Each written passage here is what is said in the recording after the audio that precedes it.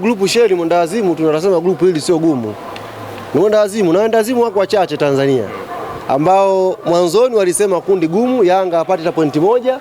Sasa hivi wamekuwa wendawazimu tena wanasema kwamba Yanga hiyo hamna kitu hapa, hawezi kufuzu. Mechi ya mwisho hiyo tunasubiri kwamba Yanga akishinda maana matokeo ya Al Ahly ni very obvious.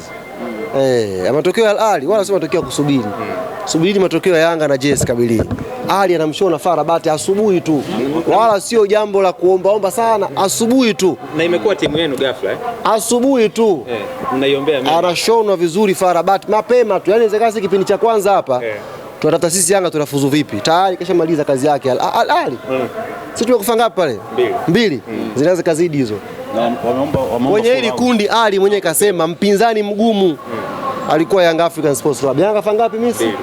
Na Yanga ilibidi atolewe Cairo apelewe kwa Alexandria machinjioni huko ndio kapata 2. Imam Ashura tumefurahi vile vile kumuona.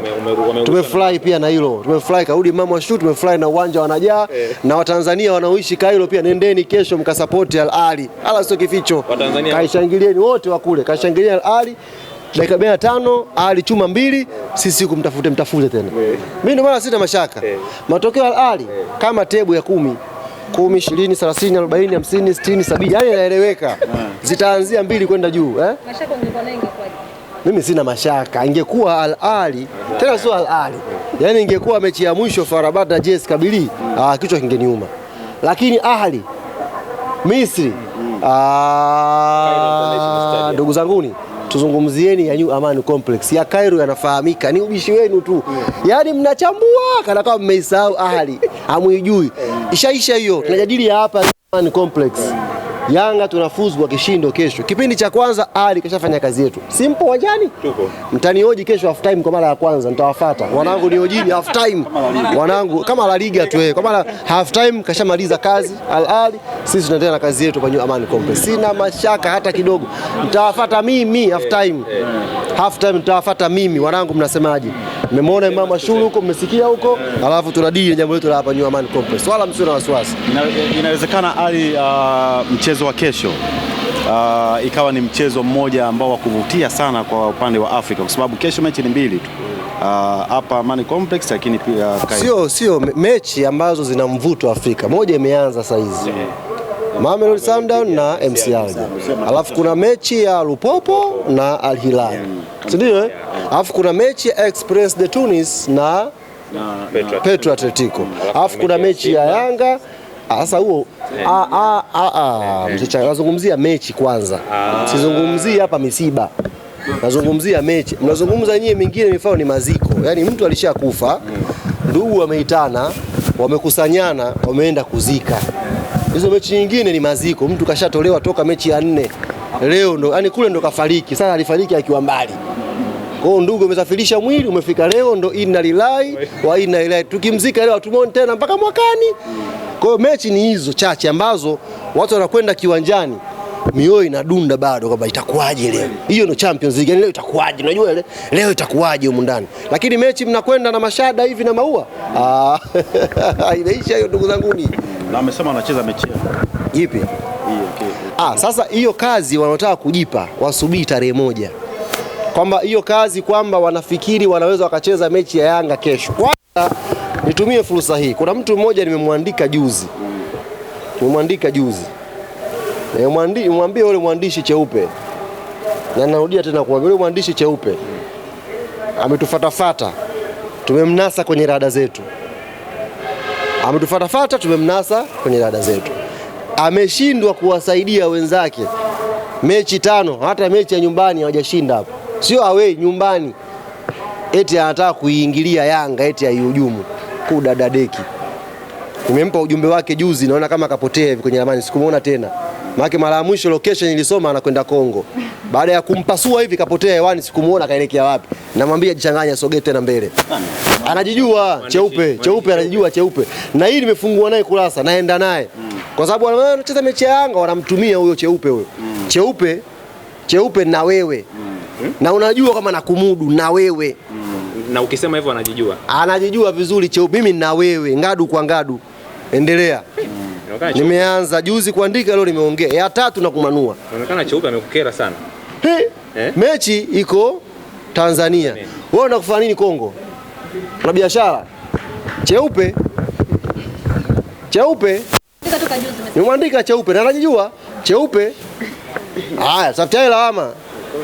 Haya, umesema kama wanaweza waanze kama wao ni mabingwa wa kucheza mechi za Yanga, wajiandae hiyo shughuli, watunze vitu, wacheze tarehe moja, wasijisumbue kuwapa watu mzigo.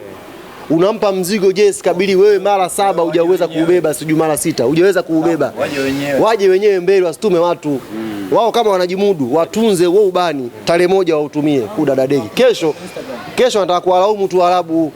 Wanataka kuwalaumu tu. Waje wenyewe mbele tarehe moja. Kama wewe ni mtu ambaye unamfahamu Jasusi. Tumeona kwenye mitandao ya kijamii mchambuzi Hans Raphael akimwambia msemaji wa Wekundu wa Msimbazi Simba Sports Ahmed Ally kwamba yeye ndio jasusi.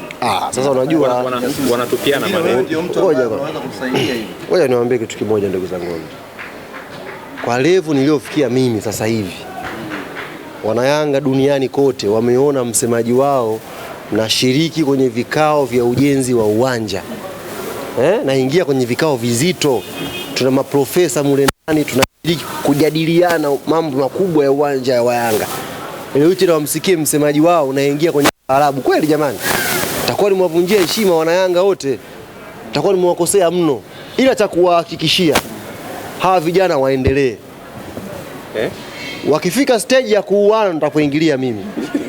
Jasusi wako ameguswa. Nasemaje? Sasa hivi acha waendelee. Ikifika stage wanataka kuuana ndio mje mnishtue. Lakini sasa hivi vinakufurahisha. Sasa hivi navipuuzia sababu si vitu vya kitoto.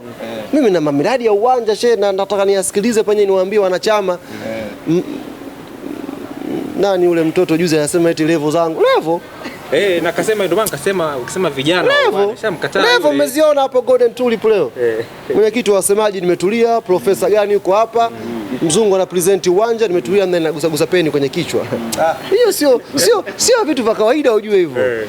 Yaani nikiingia kwenye kile kikao si tena msemaji wa kawaida, nakuwa ni profesa wa wasemaji, nakuwa nimetulia pale, nachangia kwa niaba. Unaona bwana? Sasa tena nitoke hapo nianze kubishana na watu maana sijui nini na nini. Ndugu zanguni. Mimi ni muomba vijana waendelee.